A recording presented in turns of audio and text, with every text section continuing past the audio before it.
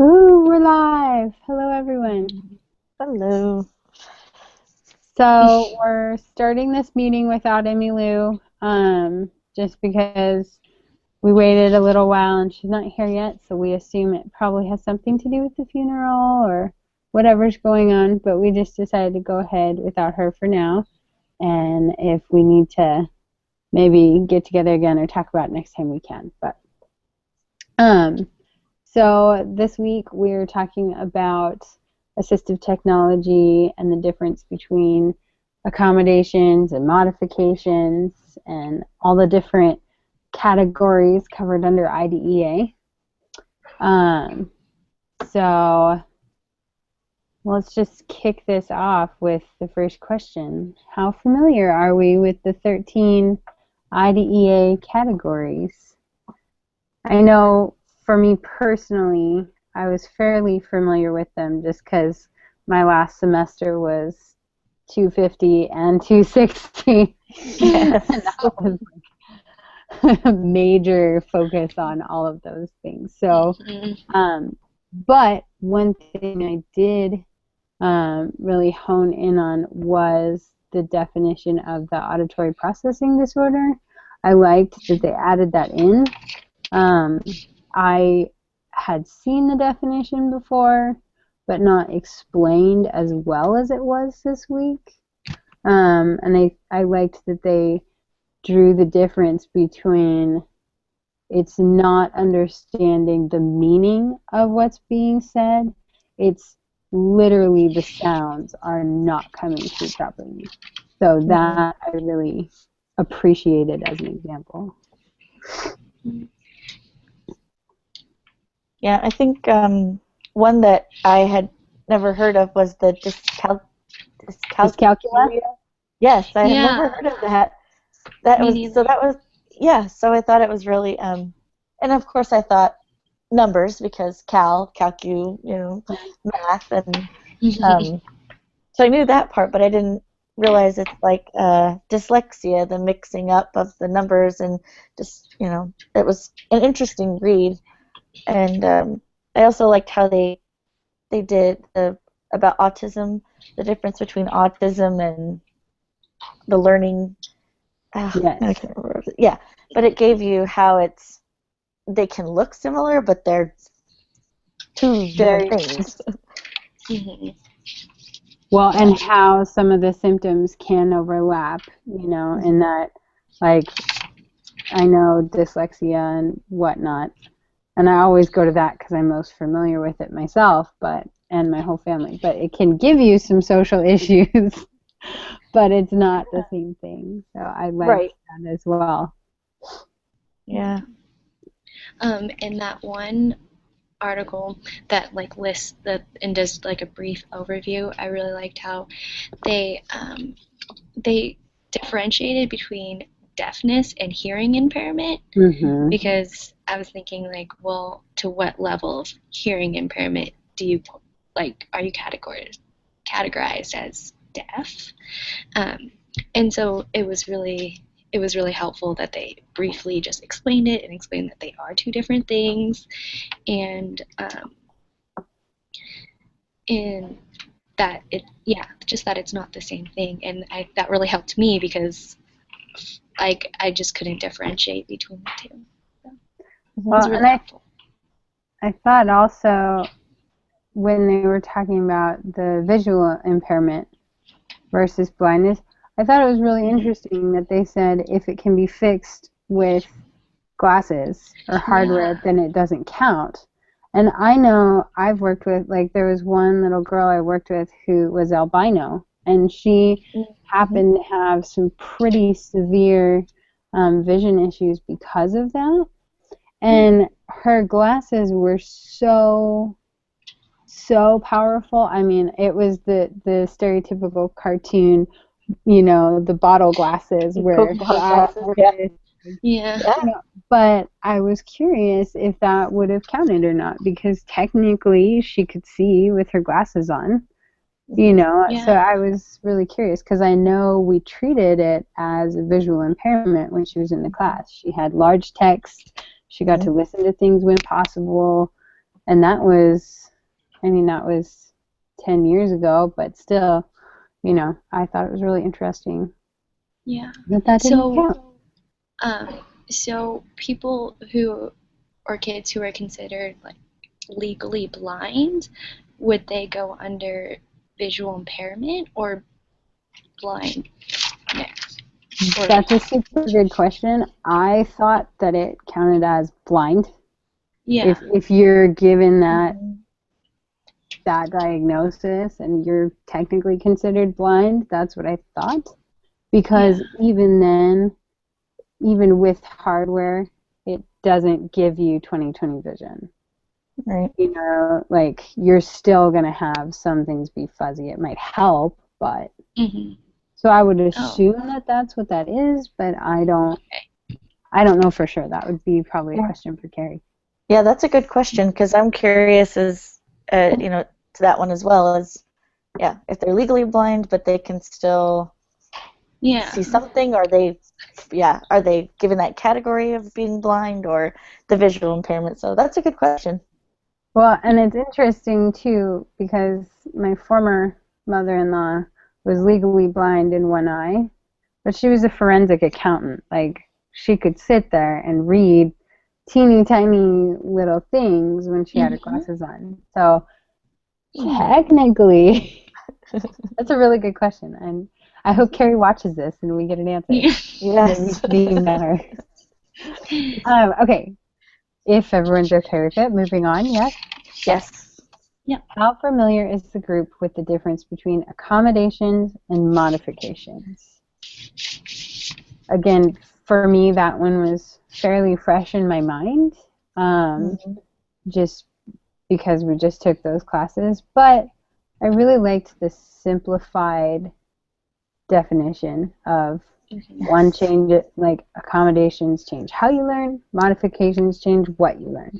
Yeah. How and what. That's it. Like, you know. So I thought that was really interesting because it really, although you may have accommodations as well for a student who, you know, let's say they have cerebral palsy or something, right? You may also have accommodations for them, but for the most part, they're going to be pretty modified. You know, they're not going to have the PE requirements. They're not going to have, you know, stand up and give a 20-minute presentation, you know. So I felt like it kind of cleared up for me and helped me to categorize a little better. Like if I'm reading the IEP of a kid with, you know, autism versus a kid with cerebral palsy, I know looking at it, just seeing that, I'm most likely going to be looking at modifications or accommodations. So I liked that a lot. Clears it up a little bit.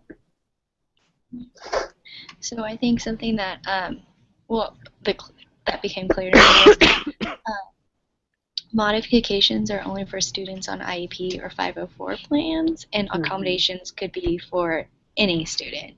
And I guess because, like, looking at the IEPs and stuff, and in there is accommodations, like that word, I always thought that it was just in an IEP. And that was always, I didn't realize all the small accommodations that happen in the classroom, that those are also considered accommodations as well. Well, and like we were talking about before we went live, you know, things like a pencil grip, they're not going to come up with an entire IEP for someone who just needs to adjust their hand grip, but that's definitely, you know, you're making some form of accommodation for that student. Yeah, it was nice. It felt like the reading was more of a language that you could understand versus all the big words and stuff about accommodations and modifications, and it just put everything like, here it is, this is what it is, the two differences, and you understood exactly what it was. So it was nice too for me to have that clarification. Okay, this is modification, this is accommodation. Now I get it. Yeah. So, is assistive technology considered an accommodation, a modification, both, or neither.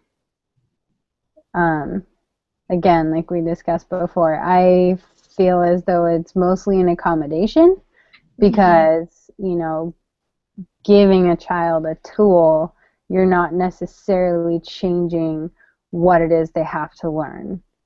Yes, some students who have modifications may need assistive technology to even meet what they're required to learn, but for the most part, you're, you know, Emmy Lou, she's here! Woohoo!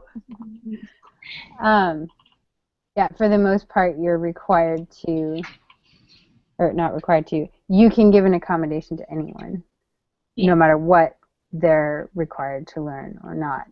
Emmy, just so you know, we're talking about whether assistive technology is considered an accommodation, a modification, both, or neither.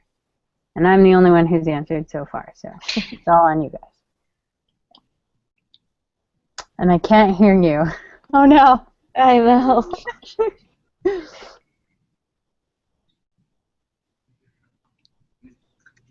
Nada. I feel like it needs to be like one of those little Facebook videos where you hold up pieces of paper as you go.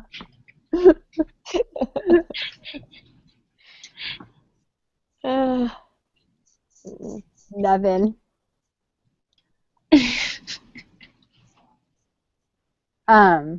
Let's continue the conversation while she works on that.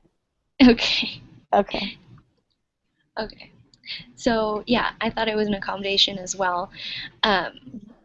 Although, like, it is in IEPs and, like what you were saying and all that stuff. I put it more in the accommodation because it doesn't especially change what they're learning. It just helps them. It, like, helps them along the way. Facilitates. Rather than changing it. So that's why I would say it was an accommodation more than a modification. Yeah, I agree with you, Claire. Katie, exactly the same. I agree. It's accommodation. It doesn't change what they're learning. Just helps them right along. There was actually, and Claire, you were in the same class with me, 250, that Fat City video where he went off. The presenter was talking about how he gets so upset with teachers who won't make an accommodation because they say it's not fair. And he talks about how it has nothing to do with fair because the other kids don't need it. So you're not changing the requirement of what is learned. You're simply saying, hey, Jimmy has a hard time organizing his notes, so I'm going to give him a copy of the notes, or I'm going to have someone write on carbon paper so he can just get a copy of the notes and focus on the lesson. Like, that's not cheating. That's not fair because no one else needs it. So I connected those two things, and I was like, oh, it's like Fat City. Yes. It's so true. Yeah, that was an awesome video. I really liked that a lot.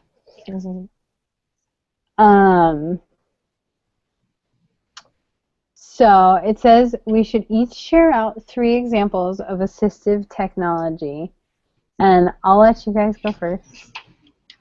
Ooh, she's back. Okay. Can you hear us, Emmy Lou? Okay, good. As long as you can hear us. Okay, yes. Okay, I'll share my assistive technology.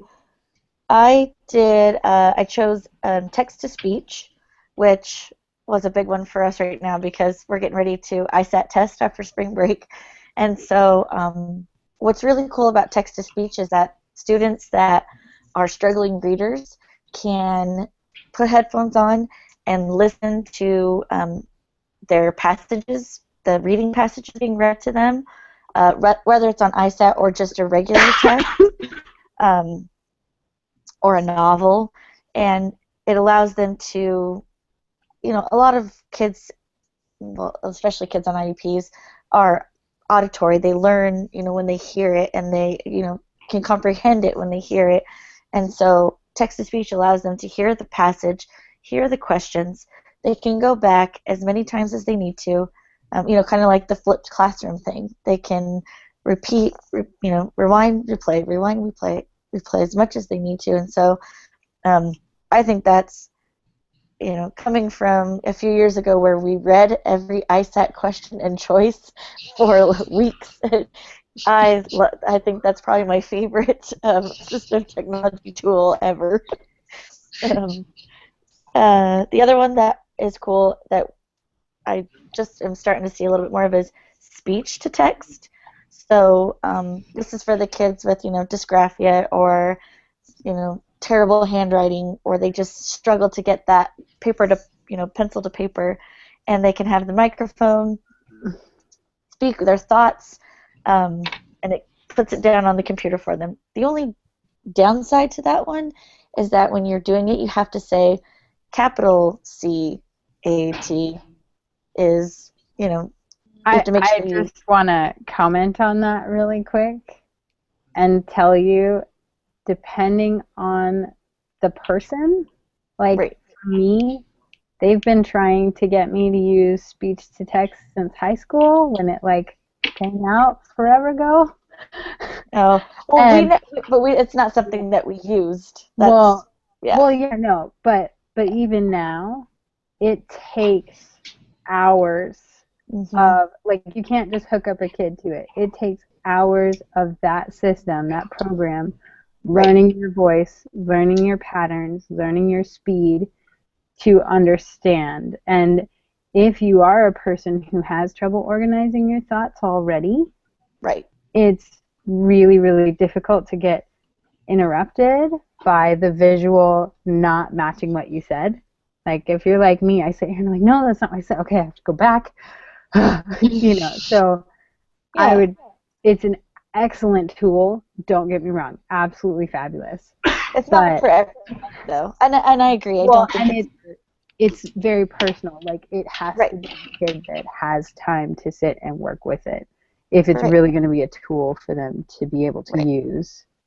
And I agree with that. I've seen it from a couple of different kids, and one kid it worked for, I guess you could say, whereas the other, it was a lot of rambling on of things. But and then another kid who gets extremely frustrated because he speaks, but then it's not, like you said, it's not what he wanted, or it's not what he thought it was going to be. And so I have seen the downside to that, and the personal, like you said too.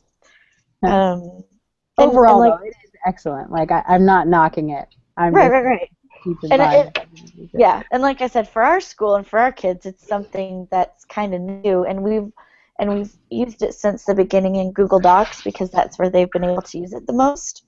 Oh, cool. So we'll see. Yeah, and so we'll see when it comes to ISATs how it looks and how the kids are able to use it, how successful it is, and it'll kind of help us judge if a scribe is better than using the speech-to-text tool.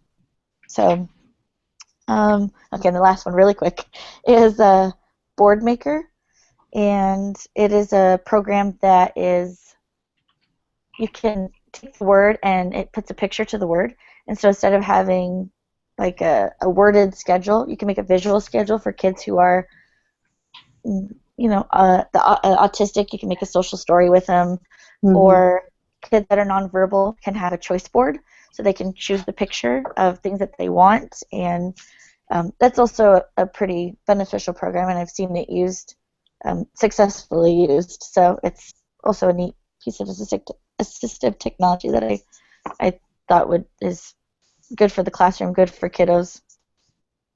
So that's cool. Yeah, that's. Oh, sorry. Go ahead. I just said it sounded really cool. You're good. Okay, so I googled some assistive technologies too, and I came up with the website, the same website that we had all our other readings from, so I just took them off of there. But one of them I thought was interesting. It's not technically like a technology, but they put seat cushions on there. And I never really thought about it, but it says it helps with like the sensory processing and maybe attention issues. So like, and I know like in elementary school, those hard plastic chairs, they're really hard to sit in and be comfortable. And so I can see where that would, but I never really thought of that as an assistive technology. And another one that I thought was interesting was they put timers under there, like just wristwatch timers or even an hourglass, to help students with pacing. So if students aren't like, if that's where they're struggling is pacing, so they can like see where they're at and how much time has gone by, and tell them how much time is left. Like if they can't, maybe if they're really young and they can't read the clock yet, or if they haven't gotten there yet, then they can see in an hourglass, you know, how much time they have left in the thing. And it also said timers are helpful for students who have a hard time transitioning from task to task, I guess. It says it helps them mentally prepare to make that switch because they know how much time they have left. And so I thought that was really interesting. I've never really thought about those two as being assistive technologies. And a lot of the other things, just the little things even, like those little plastic strips that you use to like follow along each line, they consider that an assistive technology. I thought that was cool. And calculators, and even just graphic organizers. I mean, like, I use those all the time. And most of these, I can, like, you know, that would be really helpful for me as well. So I thought that was really interesting, reading about all these assistive technologies, and just even just the little things are considered assistive technologies. I think that's what I got out of all of it. Well, so for me, I was going to use Dragon software, and now I feel like I have to use one of my fallback ones because you already said it. Dragon is just more specific voice to text. It's a specific brand that is fairly popular. But programs like Reading Rainbow, and there's now they've got it so that it's free to classrooms. Those allow you, like in our classroom we do Daily 5, and one of the aspects of Daily 5 is to be read to. Like there's read to self, write, blah blah blah, and then being read to. So the kids get to go get the Chromebook and they can log into like a Reading Rainbow, or there's specific libraries they're allowed to log into, and then they can click on a book and it's read to them, and the book, you know, turns kind of like Leapfrog does, where it highlights the word as it's going, as it's reading it. I like Reading Rainbow just because the pictures come alive as you go through the book, so it's really exciting. But no, there's a whole bunch of them, and any of those, like we read about a bunch of other ones as well a couple weeks back when we were looking at different tools to use. Like we all researched different like search sites and all that stuff, like classroom tools. There was a bunch under there as well. So that would be huge for a lot of kids. I don't know any kids, typically developing or not, that don't enjoy having a book being read to them versus sitting and reading sometimes. Sometimes it's just a nice break. So it's a pretty awesome little aspect of the classroom. Again, the little things. I love those little pencil grips. I mentioned them earlier. And there are so many. The thing that boggles my mind is there are so many different kinds.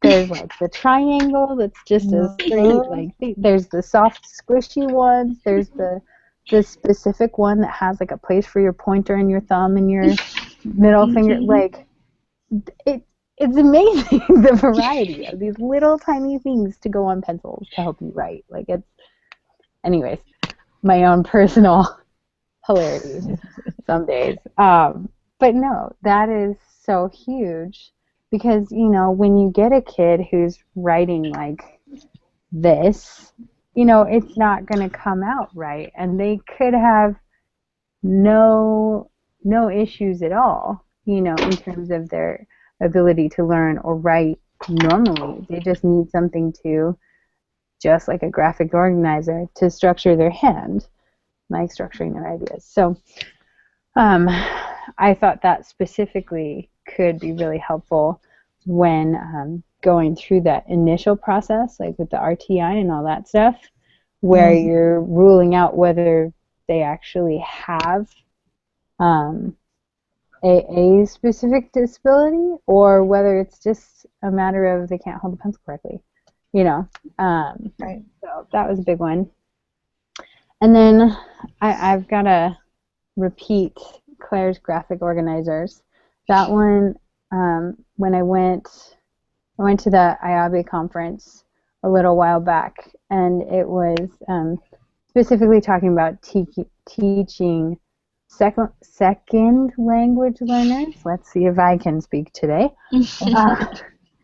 And how helpful graphic organizers for them, because they're able to say, okay, you know, here's a bunch of things that are not in my first language, and I may understand the concept, but what about all those details? That's a lot of words to remember and organize, like in a science lesson or a math lesson, or even in literature, you know, when you're going over vocab.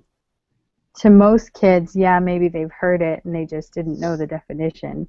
But if you're a second language learner, or if you have issues like dysgraphia or dyslexia, you know, or even auditory processing, you're able to sit here and see what it is.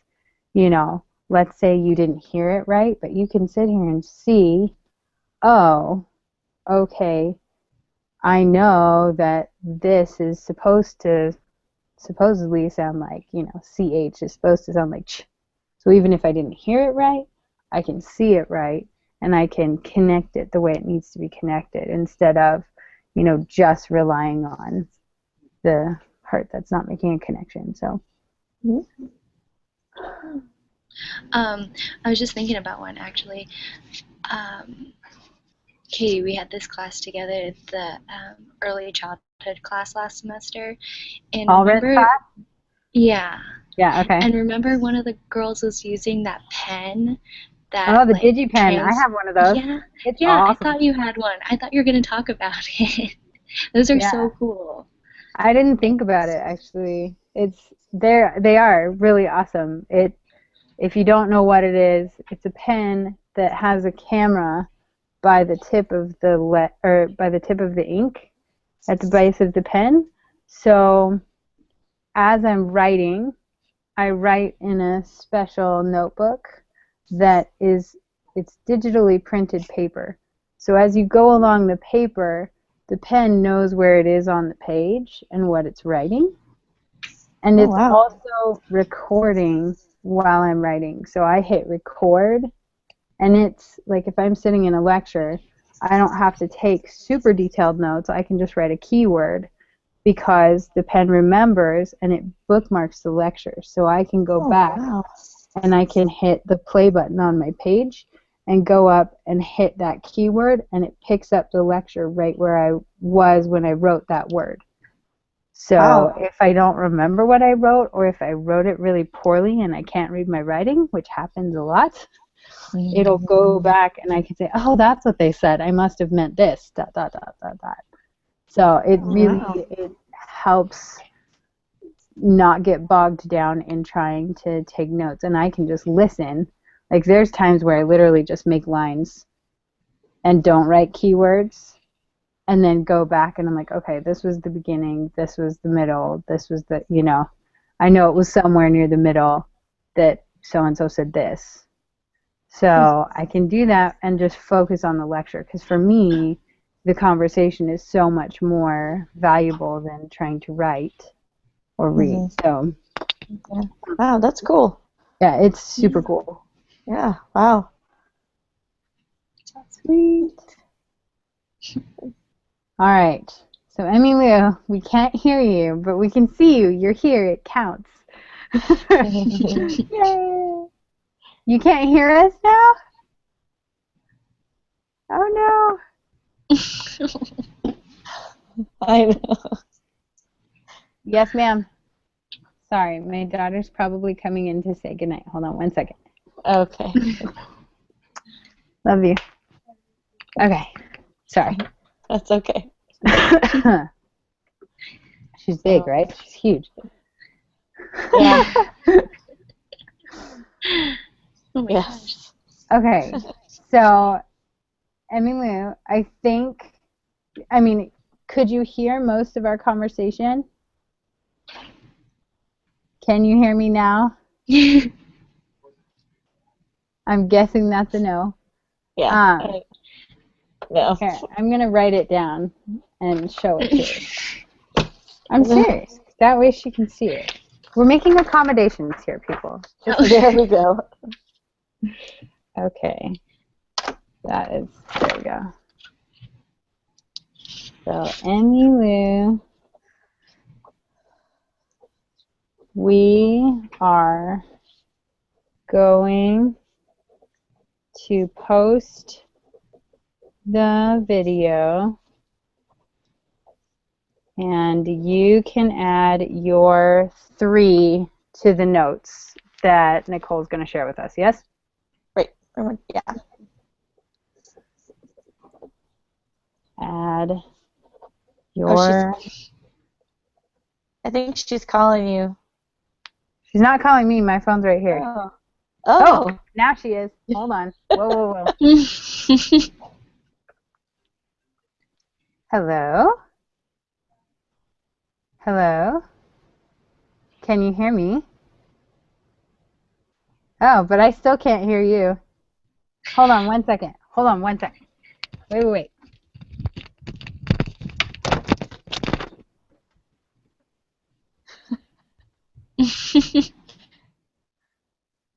there?